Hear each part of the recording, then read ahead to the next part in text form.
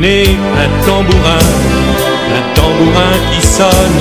La mort n'a pas gagné, elle n'a plus rien à dire. Criez la joyeuse nouvelle, le Christ est vivant pour toujours. Dansez, jouez toutes vos musiques, le Christ est plus grand que la mort. Réveillez vos amis étonnés. Quelqu'un est parmi vous, il vous tend ses deux mains.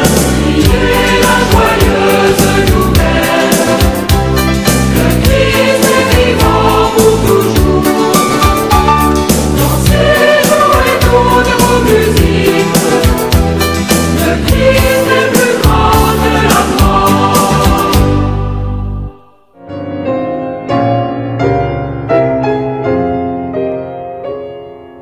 يا أمنا يا مريم العذراء، شريكة أنت بالفداء، شفيعة لنا يا أمنا باليسر والصعاب. يا أمنا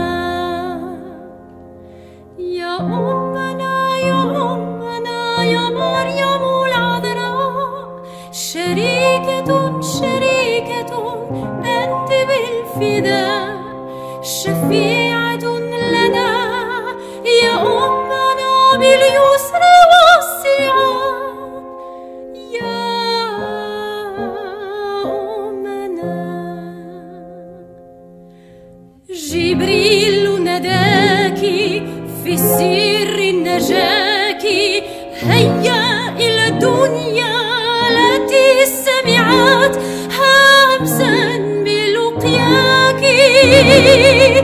أعطي حنانك لا تظني، لك طلبناك ودقنا للقياك. يا أمنا يا أمنا. Chers frères et sœurs en Jésus-Christ, bonjour et merci de nous accueillir chez vous. Le texte biblique de ce dimanche insiste sur l'importance de la parole de Dieu dans la vie des croyants. Avec les prophètes, le peuple de Dieu devient le peuple de sa parole. Le livre de Néhémie dans la première lecture est à situer au retour de l'exil. Il nous décrit une cérémonie grandiose. Le peuple y est convoqué. Esdras monte sur une estrade pour faire la lecture de la parole de Dieu depuis le lever du soleil jusqu'à midi.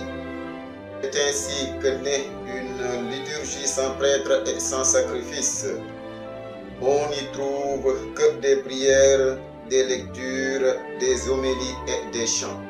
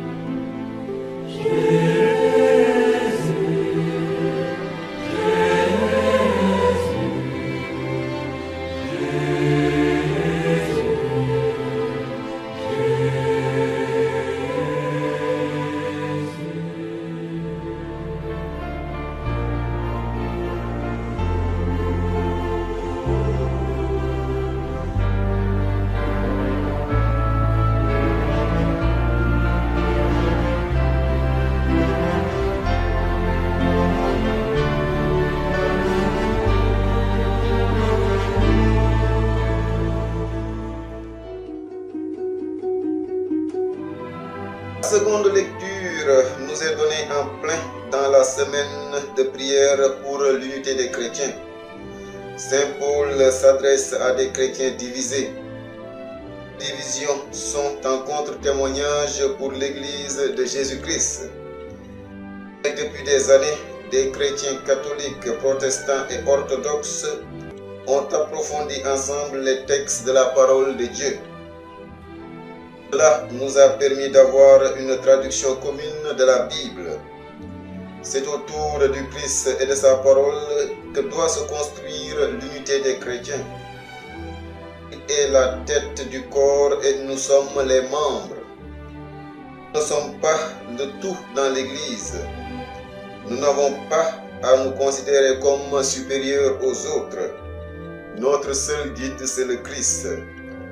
Les paroles sont celles de la vie éternelle.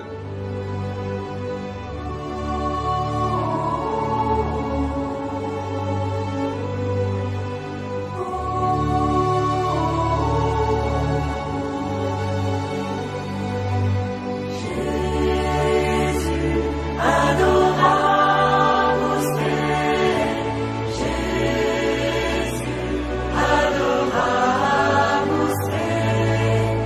Jésus,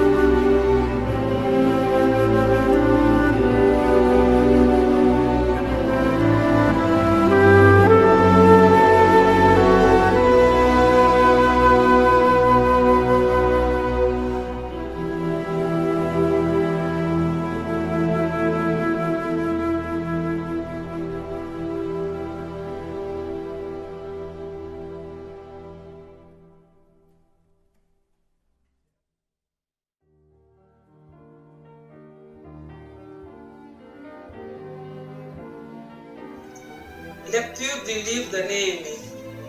En ces jours-là, le prêtre Esdras apporta le livre de la loi en présence de l'assemblée, composée des hommes, des femmes et de tous les enfants en âge de comprendre. C'était le premier jour du 7e mois. Esdras, tourné vers la place de la porte des eaux, fit la lecture dans le livre, depuis le lever du jour jusqu'à midi, en présence des hommes, des femmes et de tous les enfants en âge de comprendre. Tout le peuple écoutait la lecture de la loi. Le scribe Esdras se tenait sur une tribune de bois, construite tout exprès. Esdras ouvrit le livre. Tout le peuple le voyait, car il dominait l'assemblée. Quand il ouvrit le livre, tout le monde se mit debout. Alors, Esdras bénit le Seigneur, le Dieu très grand, et tout le peuple levant les mains répondit: Amen, Amen. Puis ils s'inclinèrent et se prosternèrent devant le Seigneur, visage contre terre. Esdras lisait un passage dans le livre de la loi de Dieu. Les Lévites traduisaient, donnaient le sens et l'on pouvait comprendre. Néhémie le gouverneur, Esdras qui était prêtre et scribe, et les Lévites qui donnaient les explications, dirent à tout le peuple: Ce jour est consacré au Seigneur votre Dieu. Ne prenez pas le deuil, ne pleurez pas, car ils pleuraient tous en entendant les paroles de la loi. Esdras leur dit encore: et mangez des viandes savoureuses, buvez des boissons aromatisées, et envoyez une part à celui qui n'a rien de près. Ce jour est consacré à notre Dieu. Ne vous affligez pas. La joie du Seigneur est votre rempart. Parole du Seigneur.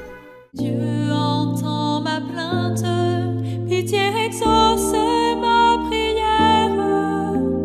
Des terres lointaines, je t'appelle quand le cœur me manque. Tu me conduiras jusqu'au rocher trop loin de moi, car tu es pour moi un refuge face à l'ennemi.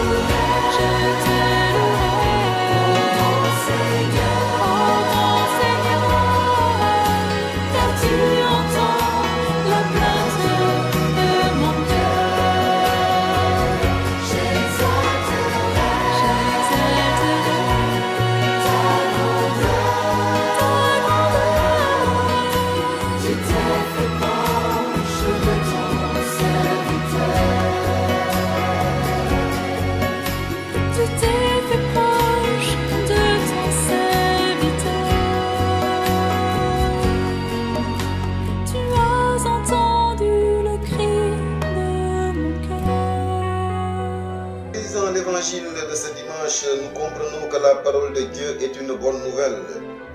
Saint Luc, il parle de Jésus qui est vraiment le Messie annoncé. Aujourd'hui, nous le voyons intervenir chez lui, à la synagogue de Nazareth le jour du sabbat. Il y est invité à prendre la parole. Il trouve le texte d'Isaïe. L'Esprit du Seigneur est sur moi. Il m'a envoyé porter la bonne nouvelle aux pauvres. Jésus, c'est Dieu qui agit. La parole des prophètes se réalise sous les yeux de tous. L'envoyé du Père est une bénédiction pour tous. Son action est apaisante, guérissante et conciliante. C'est aujourd'hui qu'elle s'accomplit. Lecture de la première lettre de Saint Paul apôtre aux Corinthiens. Frères, prenons une comparaison. Notre corps ne fait que, il a pourtant plusieurs membres. Et tous les membres, malgré leur nombre, ne forment qu'un seul corps. Il en est ainsi pour le Christ. C'est dans un unique esprit, en effet, que nous tous, juifs ou païens, esclaves ou hommes libres, nous avons été baptisés pour former un seul corps. Tous, nous avons été désaltérés par un unique esprit. Le corps humain se compose non pas d'un seul, mais de plusieurs membres. Or, vous êtes corps de Christ et, chacun pour votre corps, vous êtes membre de ce corps. Parole du Seigneur.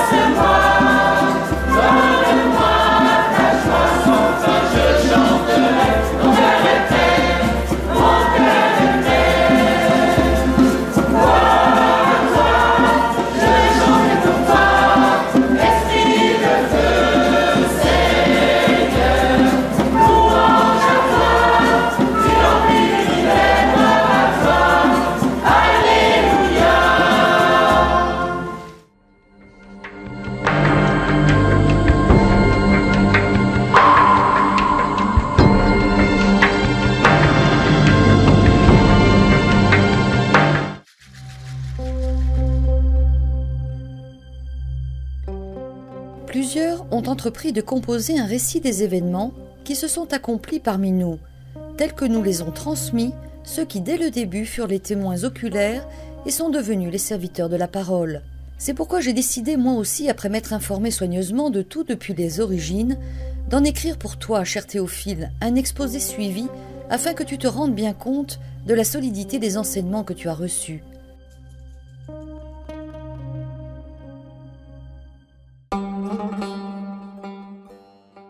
Lorsque Jésus, avec la puissance de l'Esprit, revint en Galilée, sa renommée se répandit dans toute la région. Il enseignait dans les synagogues des Juifs et tout le monde faisait son éloge. Il vint à Nazareth, où il avait grandi. Comme il en avait l'habitude, il entra dans la synagogue le jour du sabbat et il se leva pour faire la lecture. On lui présenta le livre du prophète Isaïe. Il ouvrit le livre et trouva le passage où il est écrit « L'Esprit du Seigneur est sur moi, parce que le Seigneur m'a consacré par l'onction.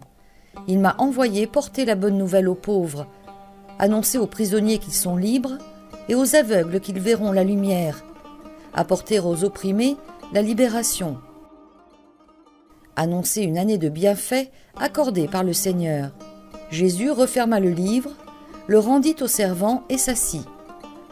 Tous, dans la synagogue, avaient les yeux fixés sur lui. Alors il se mit à leur dire « Cette parole de l'Écriture que vous venez d'entendre, c'est aujourd'hui qu'elle s'accomplit. »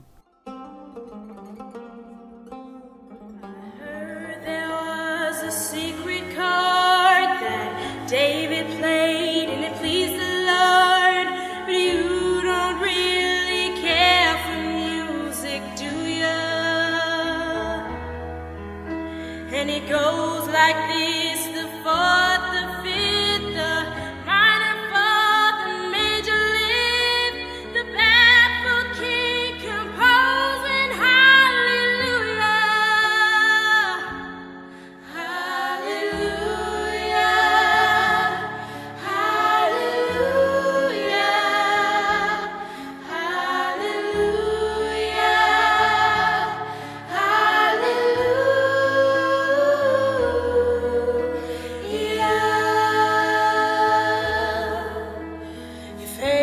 strong, but you needed proof. You saw her bathing on the roof, her beauty in the moonlight overthrew you. She tied you to her kitchen chair, she broke your throne, she cut your hair, and from your lips she drew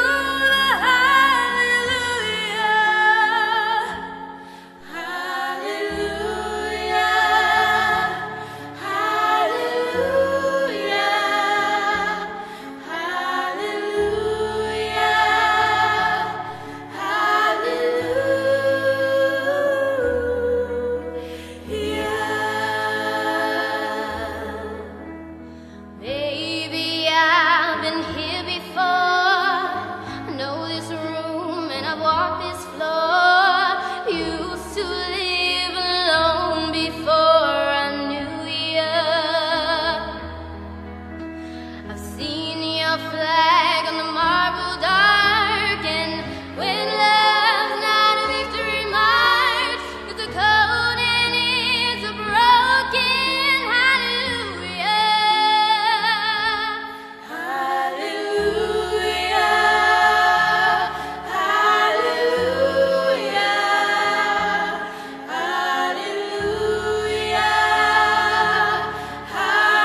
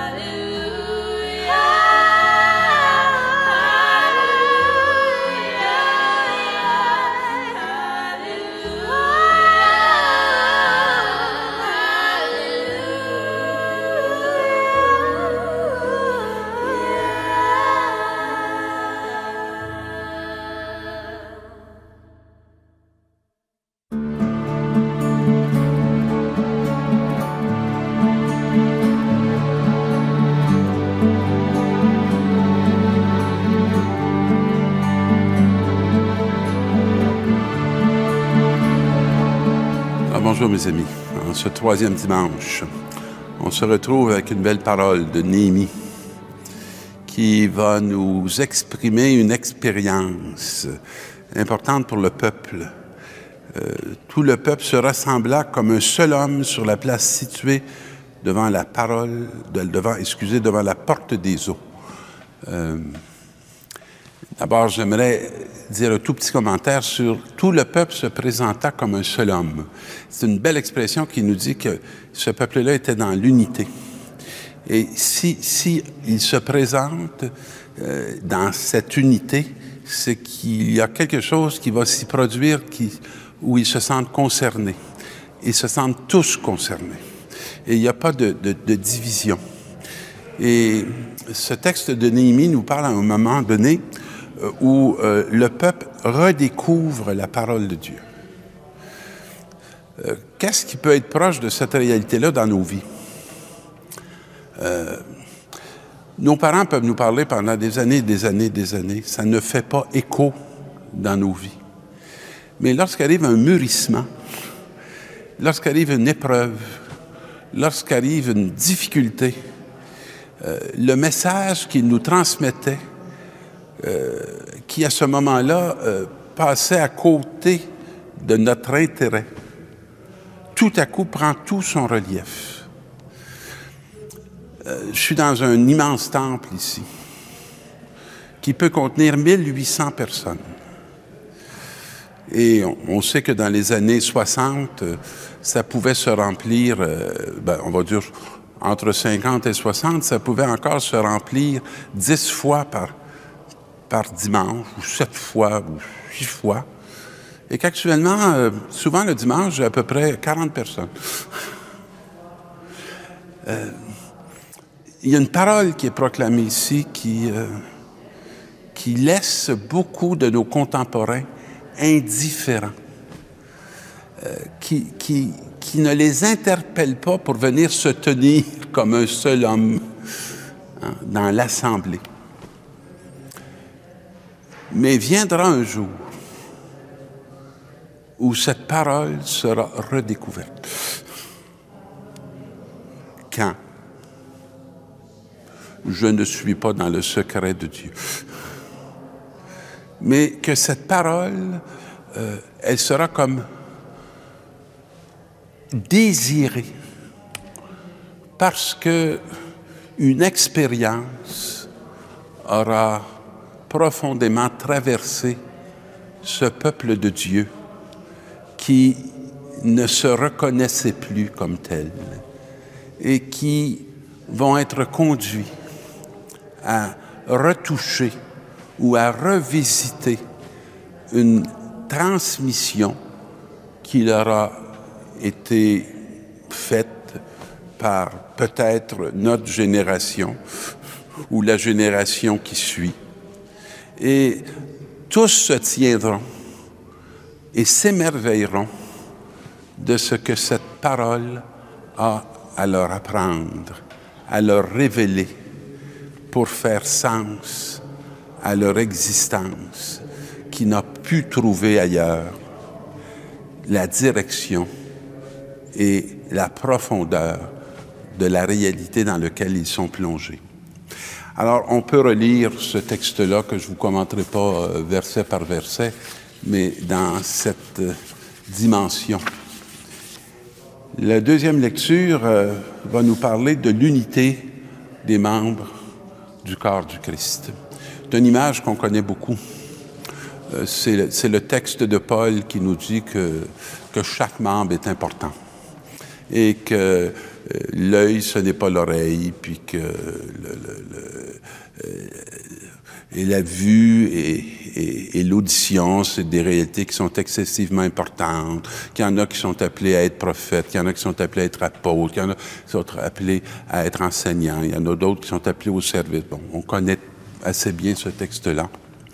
Et Paul essaie de nous faire mesurer l'importance de l'unité du corps du Christ et la valeur de chacune des parties de ce corps. Si je vous demandais quelle est la partie de votre corps auquel vous êtes prêt à renoncer? Si je vous demandais de faire un choix entre votre orteil puis votre nez, peut-être que vous allez me dire, et j'espère que vous allez me dire, je conserve les deux. Parce que dans les plus petites parties de notre corps, qui nous semblent parfois bien secondaires, il suffit qu'elles soient marquées par une absence ou par une souffrance pour qu'on découvre toute la place qu'ils tiennent dans notre organisation corporelle. Le peuple de Dieu n'a pas d'êtres qui sont insignifiants. Il n'y a pas d'être plus important. Il y a des rôles différents. Il y a des dons différents. Mais nos rôles et nos dons, ce n'est pas cette dimension qui donne valeur à nos êtres. Chacun des êtres sont précieux. Si je suis à l'article de la mort, je n'ai pas besoin, si je suis en manque de soins, d'un millionnaire ou d'un médecin ou d'un comptable. Ce dont j'ai besoin, c'est d'une présence qui va être soignante. Et si la présence qui est soignante découvre que j'ai besoin d'une compétence qui va au-delà des siennes et qui fait appel à cet être que je ne peux pas par mes propres moyens rejoindre, je ne regarderai pas cet être comme étant la dernière des venues. Et ce mystère du corps du Christ et ce mystère de l'unité du corps du Christ est excessivement important. Et il me semble que dans mes années de ministère auprès des personnes handicapées physiques, ça m'a été intimement révélé.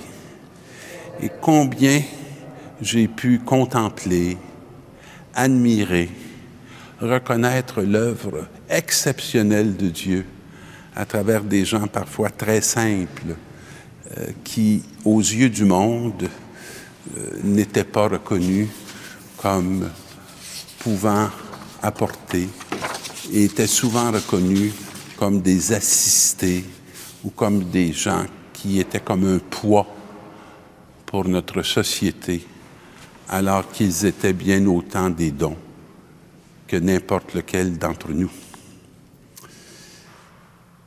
Dans la parole d'Évangile qui nous est proposée aujourd'hui, qui est tirée de Saint Luc, aujourd'hui s'accomplit la parole. C'est le texte qui va nous parler de Jésus qui va arriver à Nazareth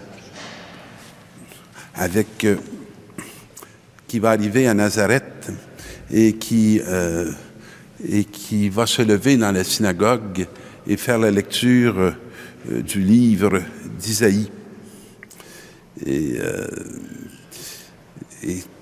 qui va proclamer que la bonne nouvelle est annoncée aux pauvres, que les prisonniers sont libres, que les aveugles voient la lumière, que les opprimés vont être libérés et qu'une année de bienfaits va être accordée par le Seigneur.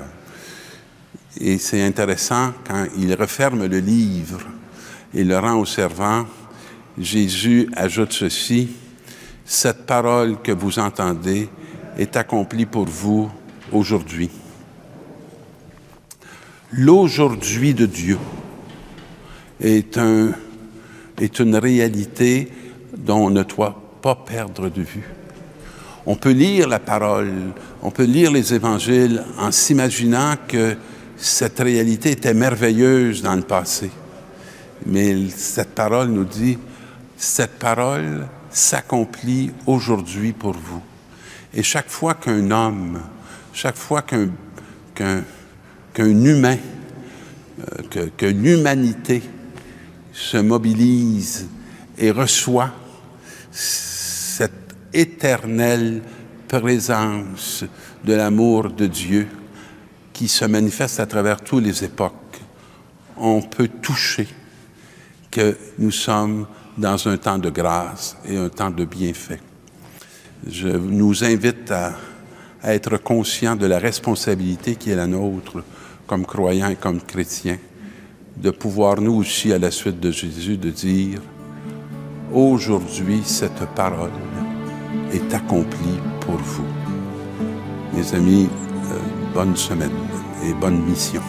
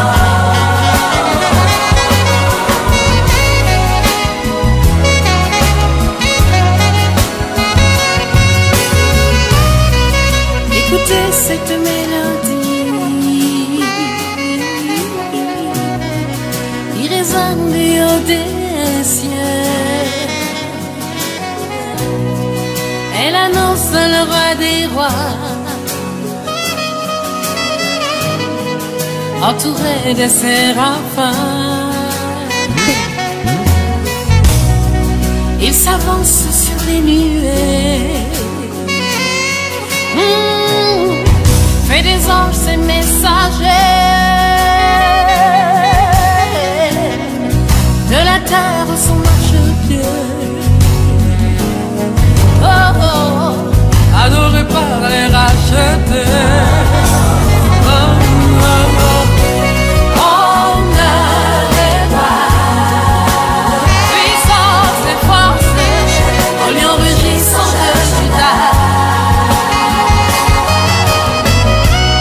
Sa majesté recouvre la terre.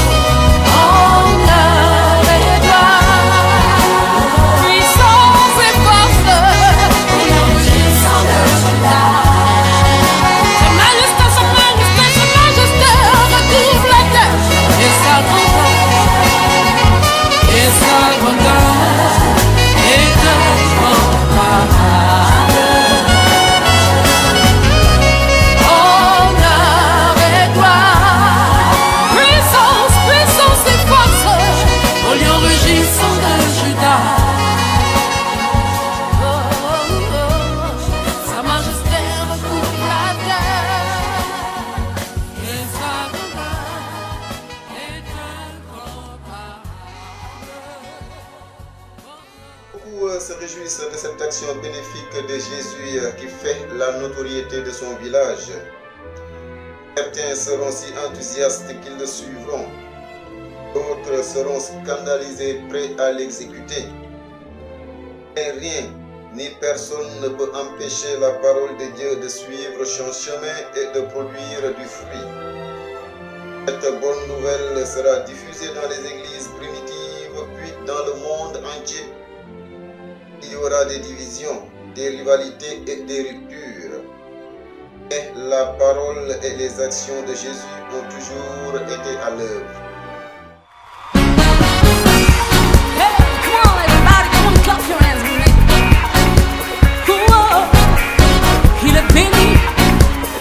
Il est glorifié, Dieu. Il est béni, glorifié, Dieu. Dieu d'amour, il est béni, glorifié, Dieu d'amour,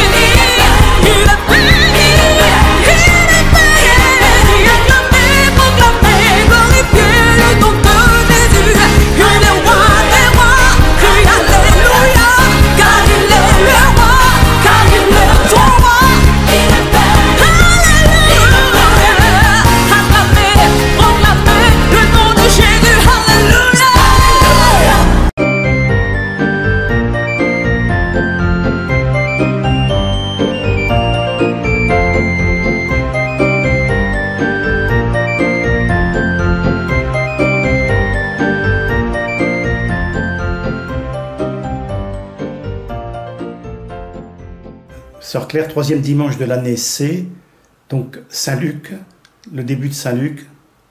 Et puis ensuite on saute au chapitre 4 pour des questions de convenance à cause des évangiles de l'enfance. Bon, peu importe. En tout cas, Luc 1, 1, 4, et puis ensuite ça sera Luc 4, 14, 21. C'est ce que nous entendons pour le 3e dimanche de l'année C.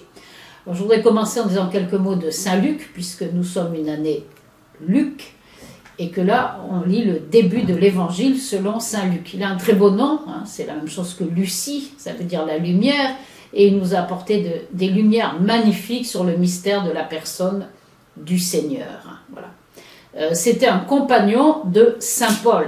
Dans les Actes des Apôtres, au chapitre 16, au verset 10, Acte 16, 10, les actes qui ont été écrits par Saint Luc. Alors il parle abondamment de Saint Paul qui est son maître, et puis au verset 10 du chapitre 16, tout d'un coup il dit « Aussitôt après cette vision, nous avons cherché à partir pour la Macédoine ». Conclusion, il parle de Saint Paul, mais il était avec Saint Paul puisqu'il dit « nous ». Compagnon de Saint Paul, Saint Paul l'appelle le médecin bien-aimé. Dans l'épître aux Colossiens, chapitre 4, verset 14, Colossiens 4, 14, vous avez les salutations de Luc, le médecin bien-aimé. Et puis, enfin, Saint Paul fait l'éloge d'un mystérieux disciple, enfin qui n'est pas si mystérieux que ça, puisque Origène l'identifie déjà avec Saint Luc. 2 Corinthiens 8, 19, il est dit « Nous envoyons avec lui, avec Tite, le frère dont toutes les églises font l'éloge au sujet de l'Évangile. Ce n'est pas tout, il a encore été désigné par suffrage des églises comme notre compagnon de voyage. » Donc Saint Luc, annonciateur de l'Évangile, connu par toute l'Église naissante. Voilà ce qu'on peut en dire. Alors, il commence humblement son évangile en rappelant l'importance de la tradition et de l'honnêteté dans la tradition. Premièrement, il dit « Je ne suis pas le premier, beaucoup ont entrepris, etc. » D'après ce que nous ont transmis ceux qui, dès le commencement, furent témoins oculaires et serviteurs de la parole. On ne peut pas être serviteur de la parole si on n'a pas d'abord été témoin, et si on n'a pas entendu les enseignements qui nous ont précédés, et si nous n'avons pas été témoins du Dieu vivant dans notre existence. C'est ce que dit Saint Luc. Grande honnêteté dans la recherche sur toutes les informations qu'il a pu trouver, et puis il a fait appel bien sûr aux témoins oculaires. C'est la raison pour laquelle le Concile Vatican II insiste énormément sur l'historicité des évangiles, parce que ce que dit Saint Luc, les autres l'ont fait aussi. Il n'y a rien de gratuit, ni d'inventé, ni de raconter pour faire plaisir aux auditeurs dans les évangiles. Tout est strictement vrai et reçu dans l'Esprit Saint par ceux qui nous l'ont transmis. Alors, je lis un passage du paragraphe 11 de la Constitution Dei Verbum. En vue de composer ces livres sacrés, Dieu a choisi des hommes auxquels il eut recours dans le plein usage de leurs facultés et de leurs moyens, pour que lui-même, agissant en eux et par eux, il misse par écrit en vrais auteurs tout ce qui était conforme à son désir, et cela seulement. Deuxièmement, l'origine apostolique des 4 évangiles.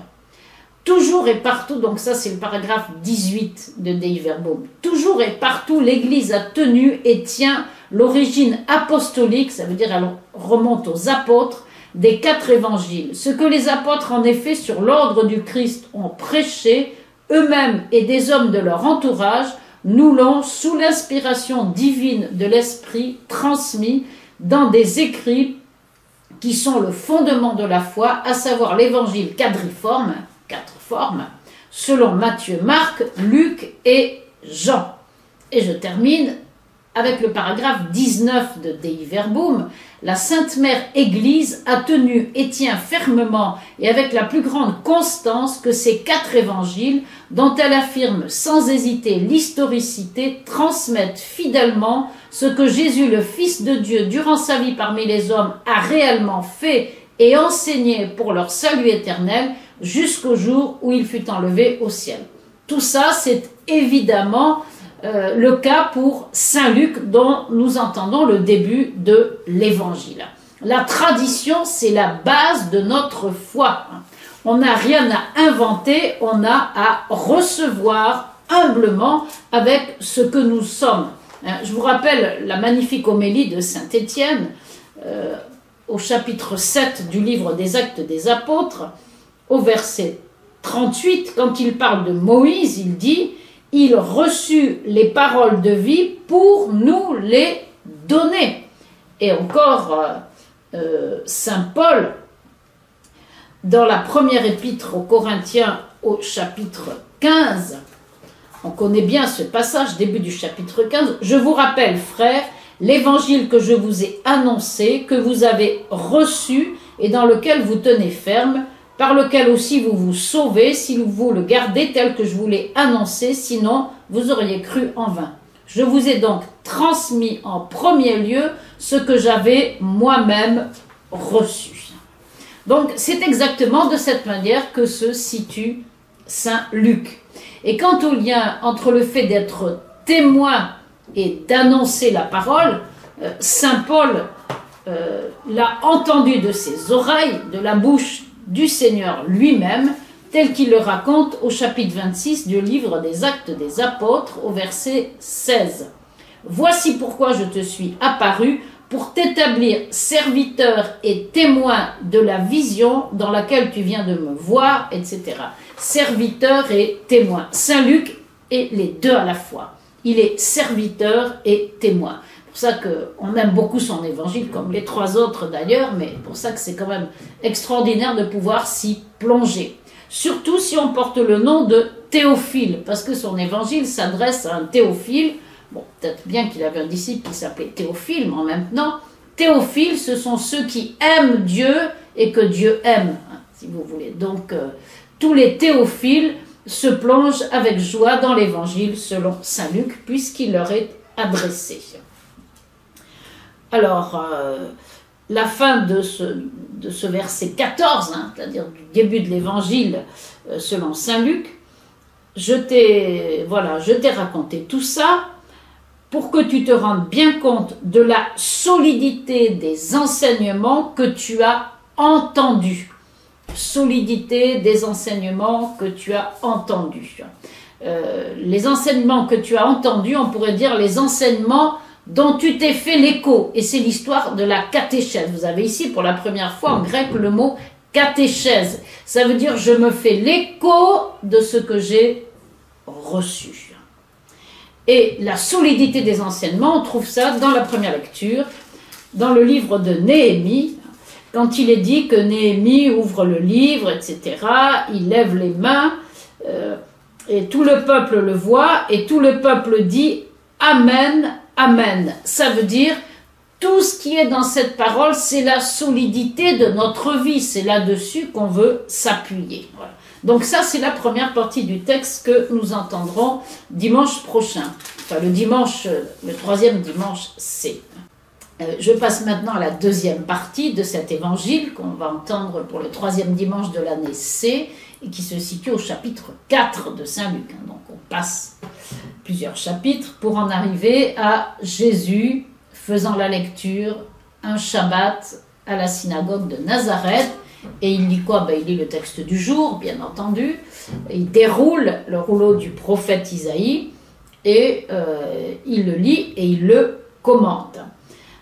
Ce passage du prophète Isaïe où il est dit d'abord « Le Seigneur m'a consacré par l'onction ». Ensuite, il m'a envoyé porter la bonne nouvelle aux pauvres, libérer les captifs, il y a 2 fois le mot libération, annoncer aux captifs leur libération, aux aveugles qu'ils retrouveront la vue, et les opprimés aussi vont être libérés, etc. Bon. Alors, Jésus referme, plutôt renroule, je ne sais pas comment on dit, le rouleau, parce que ce n'était pas un livre, c'était un rouleau, bien sûr, et il commente en disant ceci: aujourd'hui s'accomplit ce passage de l'Écriture que vous venez d'entendre. Alors, accomplir, je rappelle que ça ne veut absolument pas dire se réalise, ou ni même est mis en pratique. Accomplir, ça veut dire est rempli de sens. Accomplir, ça veut dire remplir. Si vous voulez, ce mot, c'est celui que vous trouvez au chapitre 1 du livre de la Genèse, au verset 22, quand Dieu dit aux poissons, enfin 22, non, c'est pas les poissons, quand Dieu dit aux oiseaux, soyez féconds, multipliez, pardon, c'est les poissons, oui, remplissez l'eau des mers, remplissez l'eau des mers. Ou encore, vous avez au psaume 65, au verset 10, tu visites la terre, tu la fais regorger, tu la combles de richesses, le ruisseau de Dieu est rempli d'eau. C'est exactement le même mot en grec.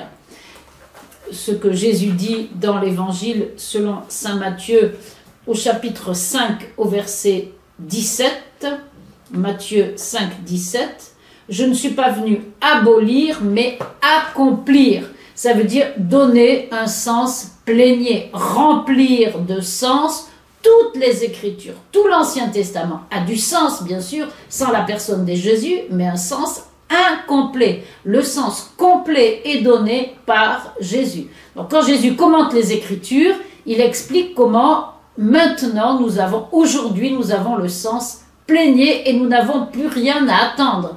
En Jésus, on a tout, toute l'exégèse, tout le sens de la parole de Dieu, tout le sens de notre vie. Il accomplit.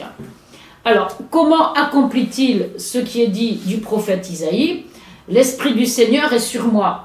On a entendu le baptême. L'Esprit, comme une colombe, est descendu sur lui pour le désigner comme le Fils bien-aimé. Donc, il a reçu l'onction. Il est Christ et Messie. Ensuite, il annonce la bonne nouvelle aux pauvres. Bon, ça, on le voit dans toutes ses prédications. Et puis, la libération des captifs. On n'a jamais vu Jésus aller dans les prisons pour ouvrir les portes et en faire sortir qui que ce soit. Il faut bien se rappeler que l'esclavage et la prison dans la Bible, c'est d'abord et avant tout le péché. Comme il est dit par exemple dans l'évangile selon saint Jean, chapitre 8, verset 34. En vérité, je vous le dis, quiconque commet le péché est esclave. Voilà, c'est de cet esclavage-là que Jésus est venu nous délivrer. Et il y a 2 fois le mot délivrance, enfin en grec c'est 2 fois le même mot dans ce texte d'Isaïe, et c'est le mot qui va être utilisé pour parler de la rémission des péchés. Si vous voulez, c'est comme s'il était écrit « Je suis venu annoncer aux captifs leur rémission et donner la rémission aux opprimés ». Rémission, c'est le mot utilisé pour le pardon des péchés. Je vous lis par exemple dans Marc 1,4, Évangile selon saint Marc, chapitre 1, verset 4, que prêche Jean-Baptiste. Il était dans le désert proclamant un baptême de conversion pour la rémission des péchés. Donc dans ce sens-là, Jésus donne tout son sens à la prophétie d'Isaïe, parce que dans la personne de Jésus, tout ce qui est écrit est vécu en pleine lumière, et on comprend vraiment ce que ça veut dire d'être pauvre, d'être captif, d'être aveugle, d'être opprimé, et de recevoir la guérison et la libération de la part du Seigneur.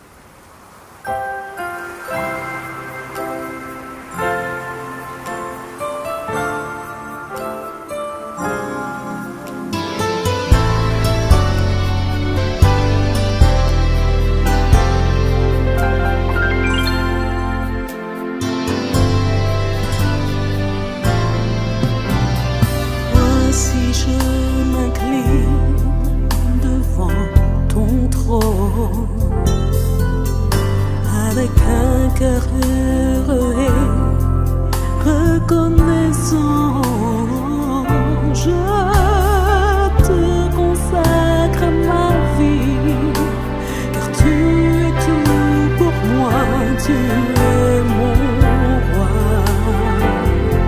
C'est pourquoi je te loue. Je présente mon âme comme un saint sacrifice, Seigneur.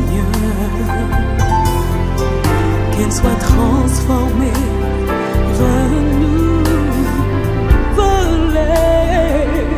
Oh, je t'en prie, soulage-moi, prends-moi dans tes bras. Tu es mon sauveur, c'est pourquoi je te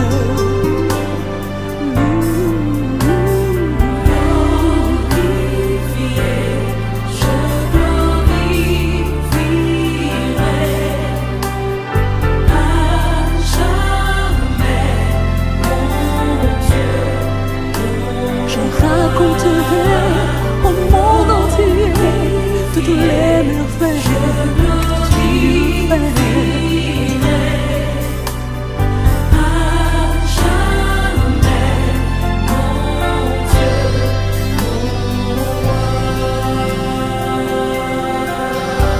prolonge ma vie, Seigneur, pour te servir, pour raconter au monde toutes tes merveilles.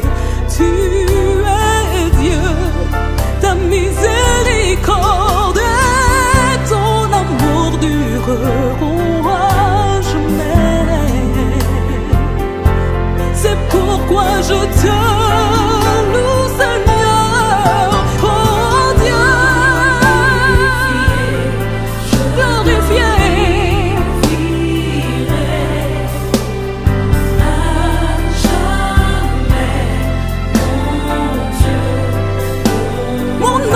Glorifie, oh Jésus, alléluia. Je glorifierai à jamais, jamais, mon Dieu, mon roi. Je glorifierai ton Saint-Nom. Oh, oh, oh, oh, tu es tout pour moi, mon sauveur.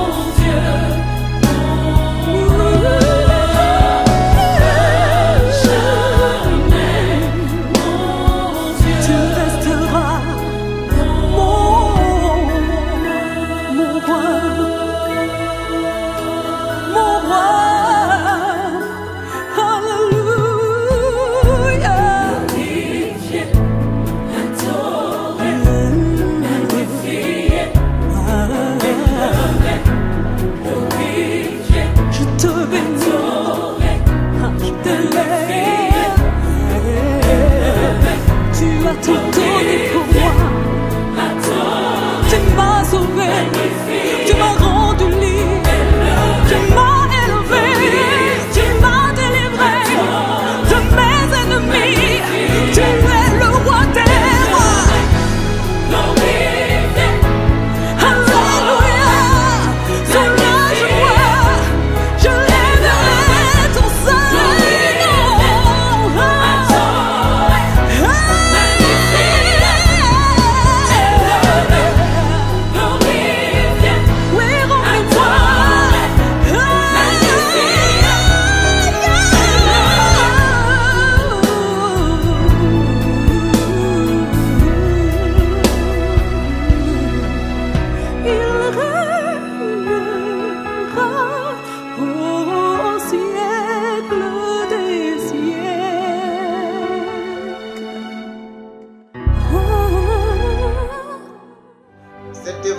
nous rejoint tous aujourd'hui. L'Esprit du Seigneur est sur nous en ce dimanche. Si nous répandons un peu plus de lumière sur les yeux de ceux que nous rencontrons, si nous aidons tel ou tel à sortir des esclavages qui l'emprisonnent, nous sommes appelés à être les serviteurs de la parole, des serviteurs unis autour du Christ. Cela ne sera possible que si nous sommes passionnés par le désir de connaître et de faire connaître la parole de Dieu. Pour le ciel, les étoiles qui scintillent et brillent, le soleil et la lune qui nous éclairent, le zéphyr et la source et la mélodie, et les fleurs si jolies évoquant l'amour. Oh merci, oh merci, oh merci, oh merci, merci, oh merci, merci Seigneur. Oh merci, oh merci, oh merci, oh merci, merci, oh merci, merci Seigneur. Pour la mer si immense et ses belles vagues, les ruisseaux et les fleuves qui se perdent en elle, les oiseaux si divers qui chantent si bien, et la pluie sur la terre tombe, chante et ruisselle. Oh merci, oh merci, oh merci, oh merci, merci, oh merci, merci Seigneur. Oh merci, oh merci, oh merci, oh merci, merci, oh merci, merci Seigneur. Pour le Père et la Mère que tu m'as donné, tous mes frères et mes sœurs, ma famille naturelle. Pour le Père merveilleux que Christ m'a donné, son amour qui me comble, son esprit en moi. Oh merci, oh merci, oh merci, oh merci, merci, oh merci, merci Seigneur.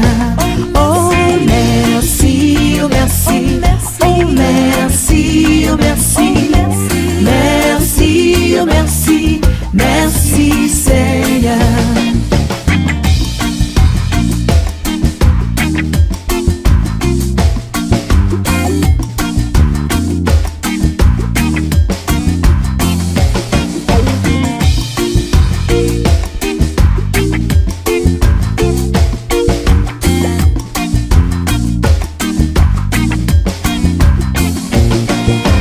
Pour mon frère et ma sœur, fils de Dieu comme moi, pour l'église triomphante bâtie par toi-même, pour le Père, le refuge, le sauveur, l'ami, l'avocat et le juge qu'est le Seigneur Jésus.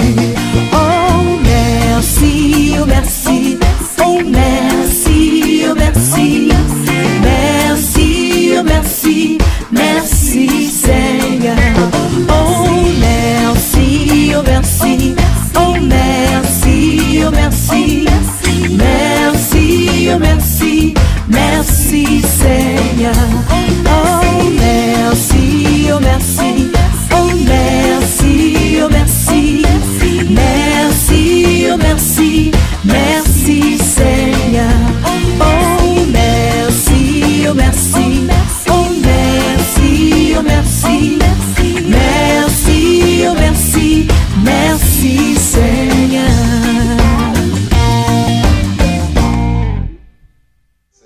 Chrétiens de différentes confessions, les connaître, ce n'est pas seulement les avoir lus, c'est s'en nourrir à travers eux. C'est Jésus qui nous parle aujourd'hui. Nous vivons dans un monde où il est difficile de vivre sa foi. Mais la parole de Dieu reste une lumière sur notre route. Le pape François nous recommande d'avoir un évangile à portée de main, de le lire chaque jour.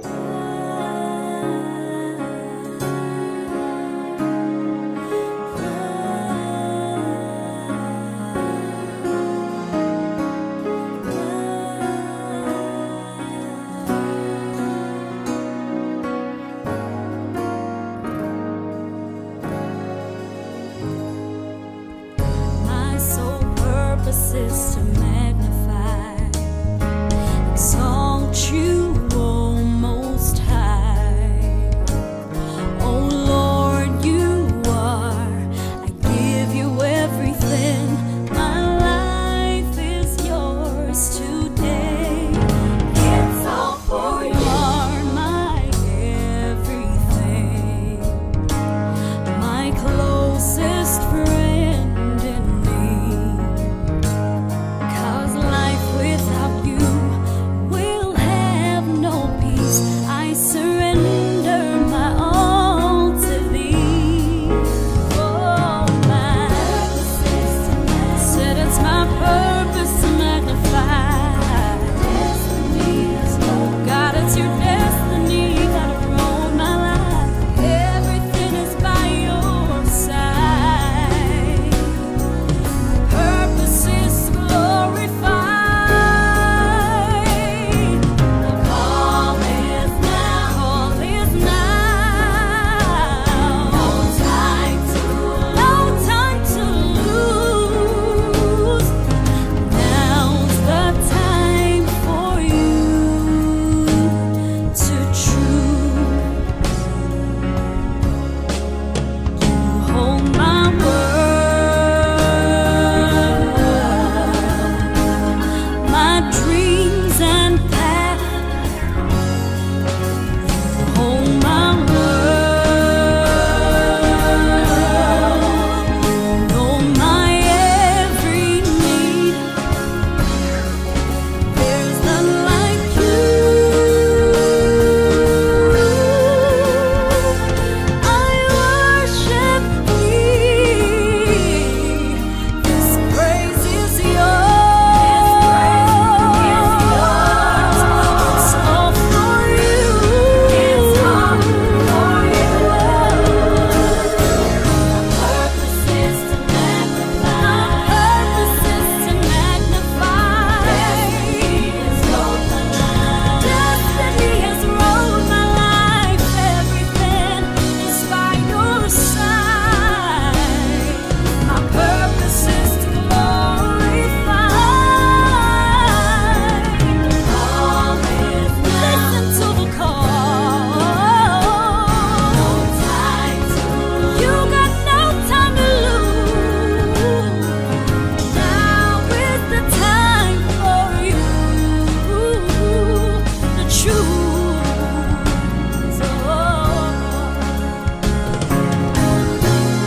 Got this praise that I have in my heart, it's all for you. Sin, I know it all belongs to you, Jesus.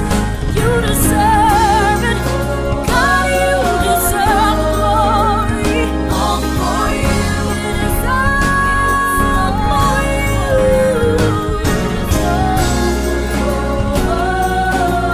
Receive the glory. All for you. It's yours, it's yours, it's yours, Lord. Receive it. All for you. You are the yes, you are. All for you.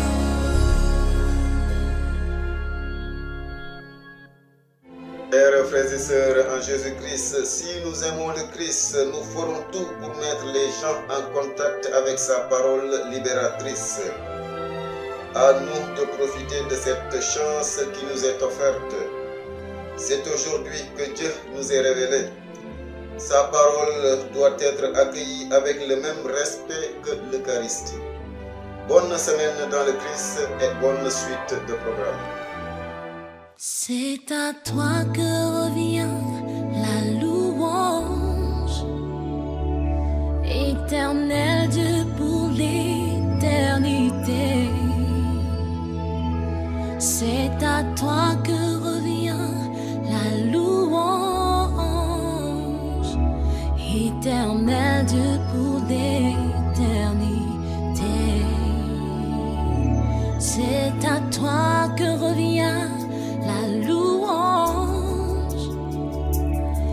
éternel Dieu pour l'éternité.